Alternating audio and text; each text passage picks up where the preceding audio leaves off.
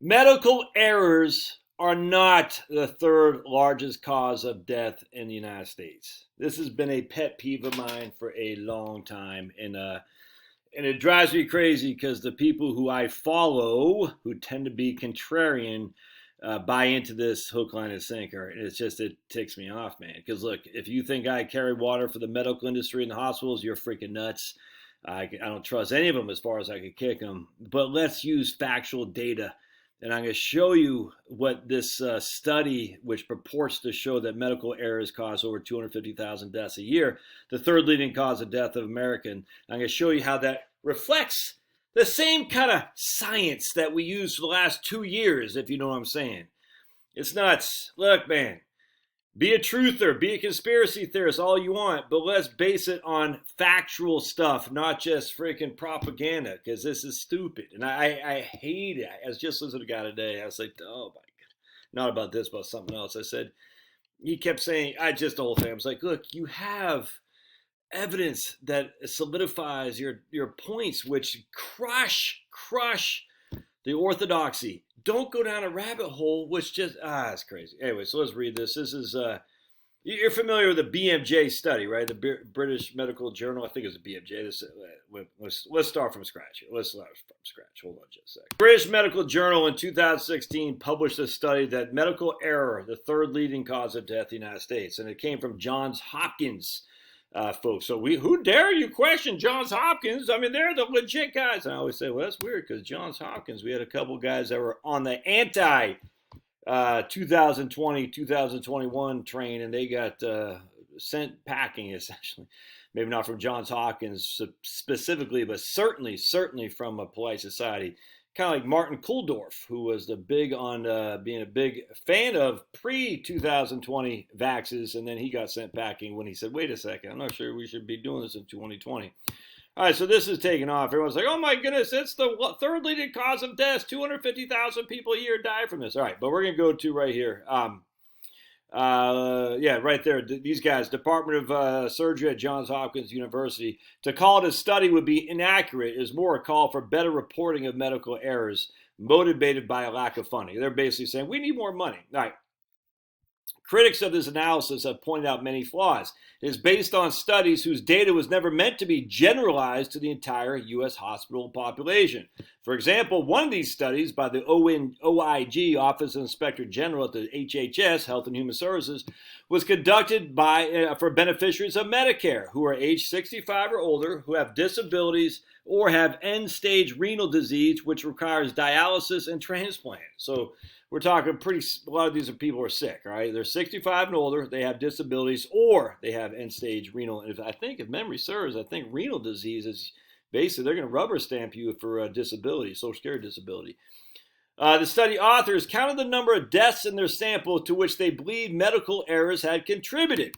And this number was then used in the BMJ analysis to extrapolate to all U.S. hospitals. However, this makes the mistake of extrapolating an observation found in one sample to a different type of population.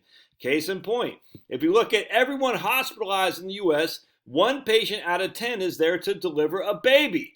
Taking death statistics from a sample of Medicare patients and extrapolating it to all hospitalized patients, Medicare patients aren't having babies. Shocking, I know, shocking. I know 57 flavors, even men can have babies, but Medicare patients still, we haven't gone that far yet. It's only a matter of time.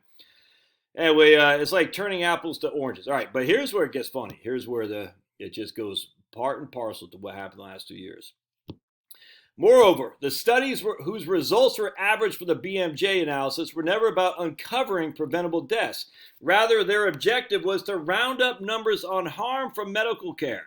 Harm can lead to death, but this causal link needs to be properly evaluated. Just read the thing. I'll put a nice little bow for you. Harm can lead to death, but this causal link needs to be properly evaluated. All right. And it wasn't in those studies. Somebody, I don't know, who wrote a sharp commentary of the BMJ back of the envelope calculation, gave an example of how easy it can be to mistakenly draw the causation arrow from medical error to death. So we're basically saying, it would be easy to say cause equals correlation. All right, we're going to say that is what's happening here. I'm telling you, think about the last 2 years. Imagine a patient enters an ICU with multi-system organ failure due to their body's extreme response to an infection. Doctors mistakenly give the patient an antibiotic to which they have an allergic reaction in the past, and the patient develops a rash from the antibiotic. The antibiotic is changed, but a week later, the patient dies as their organs stop working. All right, so you with me so far? I'm going to the hospital. I got some bad stuff. Doctor gives me an antibiotic. I've had allergic reactions to the antibiotic in the past. I develop a rash. They change out the antibiotic to one I'm not allergic to. But then I die a week later. All right. Yes, the authors argue a medical error was committed, but it probably did not cause the patient's death. Using studies that identify medical errors that were followed by death to declare that these medical errors necessarily caused the death is not fair. Does that sound like something? Using studies that identify medical errors that were followed by death to declare that these medical errors necessarily caused these deaths is not fair. What these studies do not take into account is how long these patients would have lived had they received optimal medical care. Since not considered, it can skew the impact of medical errors. All right. Another problem arises when we look at the many deaths where a support of the studies combined. All right, I want to go into this again because I think it's funny. Hold on a second. I want to leave you with this lady here.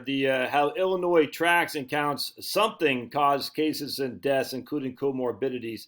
Illinois Department of Health Director Dr. Ngozi Ezeki discusses the daily numbers. This is back in May of 2020. And you can go down here to read what this guy says right there. 314 to 320. She states the facts. End of story. And she literally says in the next sentence that they're trying to remove. Yeah, and she says it before too, basically, that we essentially count, and I gotta be careful what I say, something as a death, even if it wasn't attributed to that thing specifically. If you're on a motorcycle and you had to happen this thing, and the motorcycle crashed, but just because you tested for this thing, we're still going to use that as a death attributable to that thing. Dr. Burke said the same thing. The chief guy in Italy said the same thing. And this is exactly what the BMJ was. Let me just go back to this real quick. It's just the whole thing's so freaking silly, man. And most of you guys are going to know this who follow this channel. But maybe some don't. Maybe this is a new thing. We're going to see right here. Right here. The BMJ gives an example of how easy it can be mistaken to draw the causation from medical error to death. Imagine a patient enters the ICU with organ failure due to their body's extreme response to an infection. They mistakenly give the patient antibiotic, which breaks out in rash. They remove the antibiotic, and a week later the patient dies. Is the antibiotic the cause of the death? Maybe, maybe not, but we're going to still say that's a medical error that led to the death. Sounds pretty familiar, doesn't it? Actually, can you even put comments on here? Because I'll leave a comment, sweet. But no one did. I wonder if I can. Let's see, I'm going to pause. Look like it lets me leave comments. Too bad. Anyway, so let's see what else I got. Is your face betraying your name? Belief conspiracy theories is probably not getting worse over time. Ooh, what's a conspiracy theory? I wonder, what is a conspiracy theory? All right, good. Okay. Anyway, so there you go. So, if you're in medical issue, and, there is some issues with the Western medicine, but there's some wonderful issues with Western medicine too. Obviously, you don't trust them when it comes to your diet, and that's for sure. Obviously, you don't trust them when it comes to, I don't want to say obvious. Let's put it this way. There's a lot of other things you shouldn't trust them with, but there are other things that you absolutely should too. So just be prepared and be cautious and use your own judgment when it comes to medical stuff. All right, we'll see you guys.